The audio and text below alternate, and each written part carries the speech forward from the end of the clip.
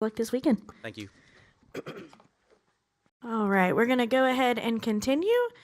We will now be joined by our final crew chief, Phil Surgen, who's crew chief for Ross Chastain, driver of the number 1 Trackhouse Chevrolet. Phil, thanks for joining us. All right.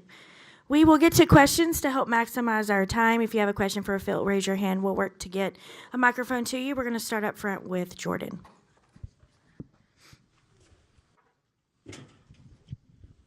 Jordan Bianchi, The Athletic. All 4 crew chiefs, you're the only one who's never been here before. What's it feel like for you kind of going through this experience for the first time? Is it just a normal race weekend in a lot of respects for you?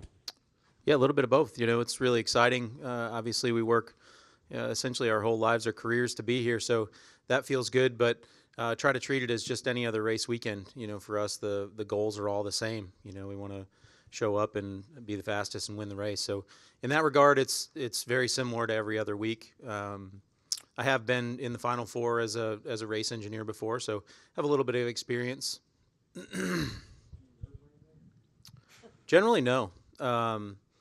You know, I feel like I'm pretty good at managing stress and managing, you know, what, you know, people from the outside are saying. And largely the stress that people talk about is something they create, something they allow to affect themselves. And for me, I just take it one step at a time and look at the situation, the information in front of me, and do the best we can with what we got. All right, we're going to go to Claire. Claire B, Sirius XM. So talk about qualifying. And you guys were really fast in practice, but talk about the speed in qualifying and what qualifying will be like here and your thoughts about how important it is and the qualifying. Yeah, obviously qualifying is important every week.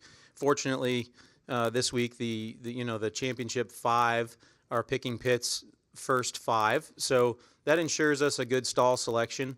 I don't want to downplay the value of qualifying, but that's part of it. And largely this Phoenix race for the championship 4 is a little bit different strategically in that, you know, it's winner take all. So we take, you know, we're going to use the first half, the first 2/3 of the race to put ourselves in position to win.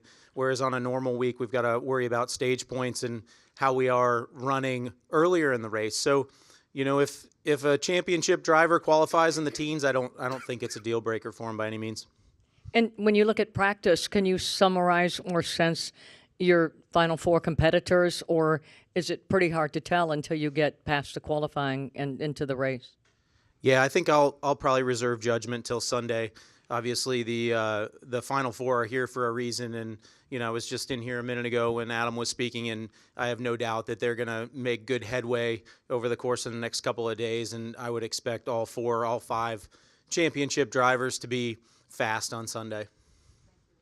All right, we're going to go to Dustin and then Bob.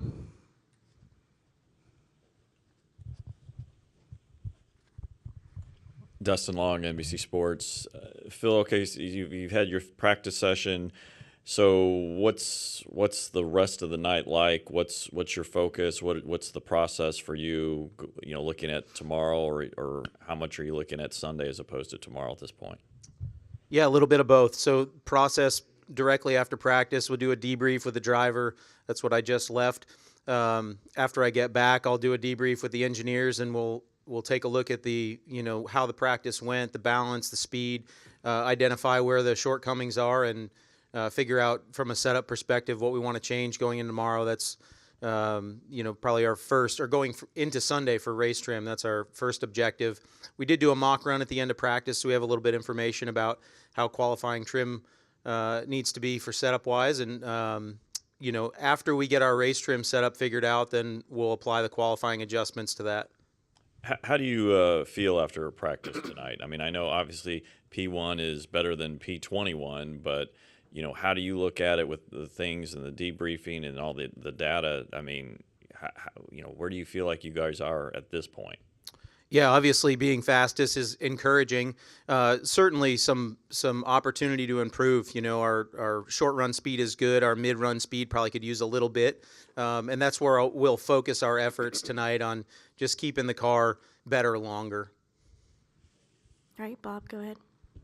Bob Pockers, Fox Sports. In your meetings with Ross this week, did you ask him that if he had any plans, if he needed a spot in the last lap, if he could let you know what his move is before, so that you're not as surprised as you were last week? The answer's no. We haven't discussed any type of moves like that again, and frankly, we hadn't discussed one before Martinsville either. So I don't know where he stands on that. I speculate that Phoenix is probably a place where it's not going to work near as well as it did at Martinsville. You know, if you look at the shape of the track, the distance the cars are from the wall, and how fast the cars are going, I don't think that you would see that huge change in lap time like you did at Martinsville. All right, we're going to go Kelly, Zach, and we'll end with Lee. Kelly CranoRacer.com. Following up on Martinsville, the way in which Ross did what he did to get you all here, what has it been like for you, the team, the organization this week of that excitement and just having this opportunity? Yeah, it's probably a good example of the whole team. You know, we never give up. There's always fight in us, and Ross, like the rest of us, are always willing to explore things that are a little unorthodox. And in that moment, I mean, that was incredible. It never crossed my mind. We hadn't spoken about it before, but he's always thinking outside the box. And in that moment, he knows that he needs a Hail Mary, and he threw one, and man, it was something special. Justin said earlier this week it was almost like kind of a needed adrenaline booster, or it's something that is going to, again, propel this team forward to not so much think about the pressure of this weekend because everybody's riding that excitement, and that there's not a person on this team now that won't do anything that Ross Chastain asks of them after that. Do you agree? Yeah, you know, I would agree in the sense that, you know, making the Final Four is you know, everybody gets excited about making the Final Four. The move was incredible. I think we all spent a good couple of days just watching and rewatching it. And like I said, it's a testament to him and his willingness to do what it takes. And, you know, certainly it has, you know, the team looks at that and says, man, this guy's willing to do what it takes. And I don't think that's unlike the rest of our guys. He just thought out of the box and did something we haven't seen before.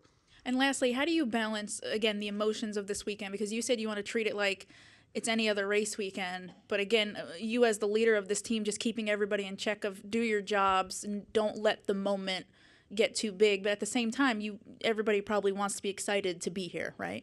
Yeah, and I think there's a difference between, you know, excitement and not executing like we do every other week. I've got a good group of veteran guys, and I think they can manage that pretty well. All right, Zach, and then we'll end with Kelly. Go ahead. Kelly. Zach, and then we'll end with Lee. Go ahead, Zach. Zach Sterniel with NASCAR.com. Phil, when Ross got to the garage stall, fans are cheering for him, chanting his name. I'm curious. And then you guys hit the racetrack and go P1. So what was just the vibe in the garage tonight as you're getting this car on the racetrack for the first time? Yeah, the vibe was great. A lot of excitement. You know, a lot of people around. It felt really good to have a 50-minute practice. You know, we'd been a couple years now with pretty limited practice, and most of us, most of us remember, you know, 3, 4, 5 years ago or longer than that ago when it was, you know, 4.5 hours of practice and 7 sets of tires, and a lot of us get excited for the extra practice. So there was the good vibe in the garage today. And then you guys were second here in the spring, same tire if I'm not mistaken. So does that matter, being that was so long ago? It certainly helps being on the same tire. We've run this tire at a couple of the other short tracks as well. It helps us establish some trends and some on performance and on durability side. You know, Phoenix 1 was pretty early on in the next gen life, and we've learned a lot since then. So what we have today is not very similar to what we brought in the spring, but you know, we feel like we've learned a lot over the course of the summer, and we've applied all that.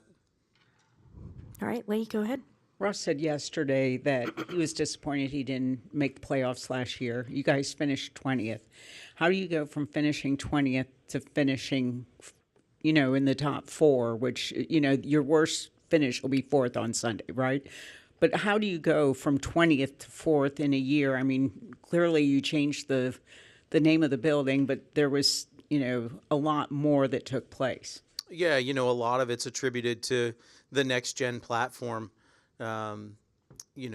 Now different than in the past, enormous engineering budgets can't overcome, groups of people that work together well, that execute every week, that understand the fundamentals and just establish consistency. That's the biggest difference. And I was told that, of all the Ganassi employees, like 80%, 90% bought into, the new ownership and decided to stay. And you pretty much weeded out the people that just didn't believe. Does just having that positive mentality going forward also help, just the organization as a whole? Oh, absolutely. We don't have to get bogged down during the week with naysayers and people within the company that don't believe. So we get to focus solely on our goals of bringing the best race cars to the week, bringing the best race cars to the track every weekend and winning races. And that's across the board, whether it's pit crew, shop mechanics, management, road crews. That's refreshing. All right, Phil, thanks for coming in.